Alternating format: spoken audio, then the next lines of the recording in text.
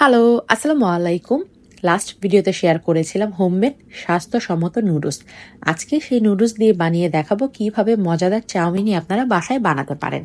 আশা করছি পুরো ভিডিওটা সবার অনেক ভালো লাগবে। সো আমি যতটুকু সম্ভব চেষ্টা করি সবকিছু আমার বাসায় বানিয়ে আমার বাচ্চাকে বা বাসার অন্য মেম্বারদের সার্ভ করার জন্য। সো এখানে সসেসটা হোমমেড আমার বানানো এবং ব্রেডটা কেনা এবং নাগেটসটাও আমারই বানানো, যেটা অলরেডি আমার পেজে আপলোড আছে।